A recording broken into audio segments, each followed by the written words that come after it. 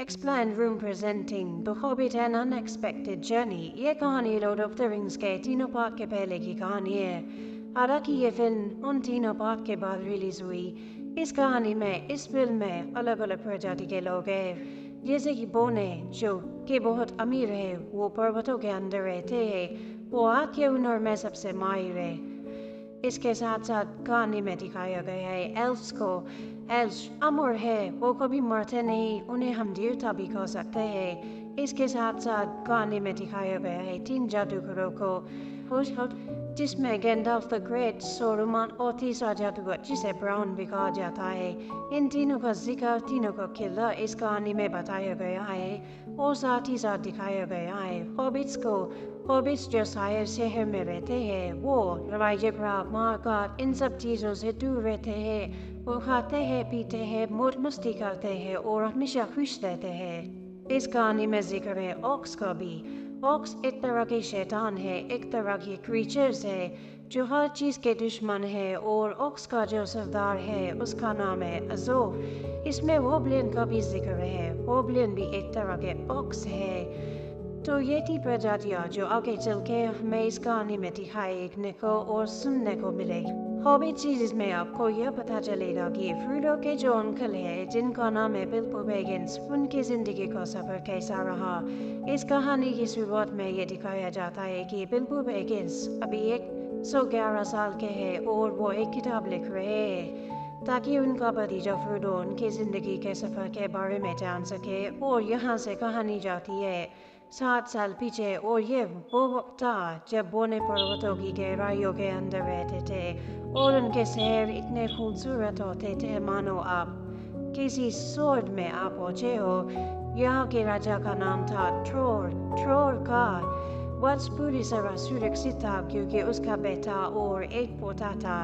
ये वो वक्त था जब बोने दुनिया में सबसे ज़्यादा अमीर हुआ करते थे, क्योंकि पहाड़ों के इन गहराइयों में सोने की नदियाँ बहती थी। यहाँ पर हीरा जवाहरात बेशकीमती पत्थर सब कुछ पहाड़ों की गहराइयों में बोनों को मिलता। ये बड़े कुशल कारीगर थे और एक दिन एक बोने को पहाड़ों की इन्हीं गहराइयों में एक बहुत बड़ा हीरा मिलता है। इस हीरे को पर्वत का दिल कहा गया और राजा थ्रो ने इसे अपने चिन्ह के रूप में स्थापित किया क्योंकि उसे राज करने का दिव्य अधिकार है। और इस हीरे को नाम दिया गया राजा का जवाब। यहाँ इस राज्य में सालों तक ठीक ठाक चल रहा और एक दिन उत्तर से यहाँ एक ड्रैगन आ पहुंचा। ये एक बहुत खूंखार ड्रैगन था जो अपने मुंह में से आग निकालता था और इस ड्रैगन का नाम स्मैक था। इसने आसपास के सभी पहाड़ों के अंदर जहाँ पर बुने रहते थे ड्रैगन वहाँ पर, ताकि लोग यकीन की वो कोई इच्छा को पूरी करने के लिए सोना हथियार लेते हैं। और इस भागदौड़ में हीरा जिसे पर्वत का दिल कहा जाता है, जिसने राजा का जवार कहा जाता है, उसका नाम था एरबोर। वो भी वहीं पर गुम हो गए और बोने जो कभी इस सुंदर जगह के मालिक हुआ करते थे, अब वो वहाँ से बेघर हो गए। और यहाँ पर राज हुआ ब्रैगन का, जिसने पूरे इलाके को भस्म कर दिया। सारे बुने पहाड़ों से निकल कर बाहर आ गए। तभी वहाँ पर एल्फ्स की सेना को दिखाया गया और राजा थ्रो का पोता थोरिन उनसे मदद मांगता है, लेकिन वो उनकी मदद के लिए नीचे नहीं आते बल्कि वहाँ से चले जाते हैं क्योंकि एल्फ्स का राजा थ्रेंडविल अपनी सेना की जान को खतरे में नहीं डालना चाहता था, क्योंकि वो जानता है कि ड्रैगन अभी क्रोध में है, वो उसका सामना नहीं कर सकते। और इसके बाद एल्फ्स ने बोनों की कभी मदद नहीं की। फिर वो अपने घर से बेघर हो गए और जंगल की खाक छीनने लगे। बोनों का राजकुमार थोरिन इंसानों के लिए काम करता था और इस तरह से बोने जो कभी स्वर्ग जैसी सुंदर जगह पर रहते थे अपने घर से हमेशा के लिए बेघर हो गए और इन्हें इस तरह से रहते कई साल बीतते। और एक दिन गैंडल्फ द ग्रेट बिल्बो बैगिंस के घर पार्टी रखता है। बिल्बो बैगिंस इस बारे में कुछ नहीं पता था। इस पार्टी में 13 बोने आते हैं और बोनों के राजा का पोता इन सब का लीडर थोरिन भी होता है। और ये कहते हैं कि पक्षी अब उस तरफ लौट रहे हैं जिन पर्वतों के अंदर हम लोग रहते थे। और भविष्यवाणी ये हुई थी कि जब पक्षी हमारे घर एरबोर की तरफ उड़ना शुरू हो जाएंगे तो वो ड्रैगन जिसका नाम स्मग है उसका खात्मा हो जाएगा, थोरिन बोलता है। ये संकेत और लोगों ने भी देखे होंगे और वो लोग भी चाहेंगे कि वो एल्बोर पर कब्जा करे ताकि जो बेशकीमती हमारी दौलत जो पर्वत के अंदर है जहाँ पर वो स्मग है उसे हासिल कर ले, लेकिन हम स्मग को मारकर उसे यहाँ से भगाकर अपनी दौलत को, अपनी जगह को, अपने घर को वापस हासिल करेंगे। तभी एक बोना बोलता है, तुम शायद भूल रहे हो, फ्रंट गेट सील है और पहाड़ के अंदर जाने के लिए कोई रास्ता नहीं। केंदाफुगे ने एक चाबी दिखाता है और थोरिंगो बोलता है, ये चाबी मुझे तुम्हारे पिता ने दी थी ताकि मैं इसे संभाल। इनमें से एक बोना बोलता है कि चाबी है तो वहाँ पर जरूर कोई दरवाज़ा भी होगा जिसने हमें इन पहाड़ों के अंदर जा सके। गैंडल्फ द ग्रेट बोलता है, वहाँ पर एक खंडर है जो निकले कब तक जाता है, लेकिन इस दरवाजे को ढूंढना इतना आसान नहीं होगा क्योंकि बोनों के दरवाजे हमेशा अदृश्य होते हैं। गैंडल्फ के पास भी नक्शा होता है। वो कहता है इसका जवाब इस नक्शे में है। इसे पता चल सकता है कि वो दरवाज़ा कहाँ है, लेकिन इसे देखना, इसे पढ़ना मैं नहीं जानता।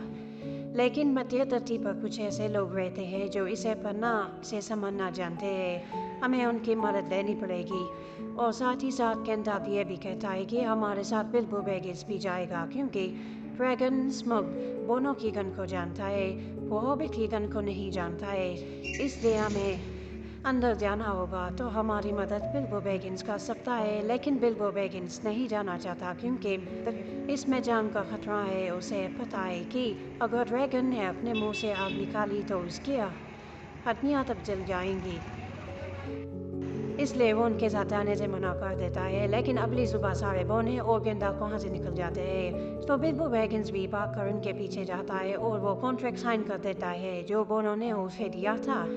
और अब इन 13 बोनों के साथ बिल्बो बैगिंस भी सफ़र का इन जर्नी का हिस्सा बन जाता है और ये सब के सब सफ़र के लिए निकल पड़ते हैं जहाँ ड्रैगन स्मग है, जहाँ पर इन बोनों का घर है। और पूरा दिन सफ़र करने के बाद रात को एक जगह आराम करते हैं तो इन्हें ऐसा महसूस होता है कि इनके चारों तरफ ऑक्स है।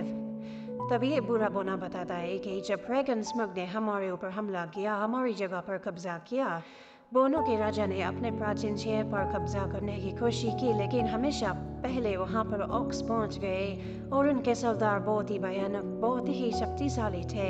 फिर उसका नाम था थोरिन के दादा, जो कि हमारे राजा थे। उन्होंने उसका सामना किया, लेकिन उस दरिंदे ने उनका सिर काट दिया।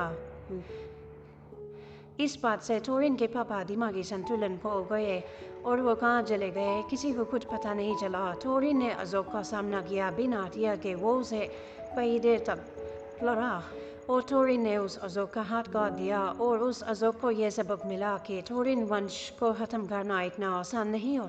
लेकिन इस पूरे युद्ध में बोनों की एक बहुत बड़ी सेना मर जाती है और कुछ ही बोने बच रहे हैं। और मुझे भी उस दिन का यकीन हुआ कि अगर कोई हमारा राजा बन सकता है तो वो थोरिन है। इसलिए ये 12 बोने अपने पर्वत को हासिल करने के लिए चाहते हैं और गैंडल्फ भी जानता है कि ये उनके हक है, इसलिए वो उनका साथ दे रहा है। अगली सुबह ये सब अपने आगे का सफर पर निकलते हैं और गैंडल्फ द ग्रेट बताता है कि हम 5 हैं, यानी मेरे जैसे 5 जादूगर हैं और हमने जो सबसे महान, सबसे शक्तिशाली है वो है सोरवन। वो श्रेष्ठ है, वो बहुत दयालु है। इसके बाद तो और जादूगर है जो नीले है और 5वां है पूरा, जिनका नाम है वेडिगास्ट, लेकिन वो इंसान से ज़्यादा जानवर से प्यार करता है, इसलिए वो ज़्यादातर जंगल में रहता है। अब गैंडल्फ थोरिन को बोलता है कि हमें एल्फ्स के पास जाना चाहिए क्योंकि जो नक्शा मैंने तुम्हें दिया है वो सिर्फ एल्फ्स ही पढ़ सकते हैं। लेकिन बोनों का राजकुमार थोरिन एल्फ्स से नफरत करता है क्योंकि जब उन्होंने एल्फ्स की जरूरत थी तब वो उनकी मदद करने के लिए नहीं आए थे। इसलिए वो गैंडल्फ को बोलता है, मैं उस जगह किसी कीमत पर नहीं जाऊंगा जहाँ पर एल्फ्स रहते हैं। इस बात से गैंडल्फ नाराज हो जाता है और वो वहाँ से चला जाता है। अब रात को वो उसी जगह पर दारा डालते हैं और यहाँ पर 3 बड़े बड़े दहिया आए हैं जो इनके घोड़ों को उठा कर लेते जाते हैं और इन दैत्यों का ट्रोल्स कहा जाता है और बुने इनका सामना नहीं कर सकते, लेकिन बुनों को अपने घोड़ों को वापिस लाना होगा, नहीं तो ये आगे का सफर बहुत लंबा है, वो तय नहीं कर पाएंगे।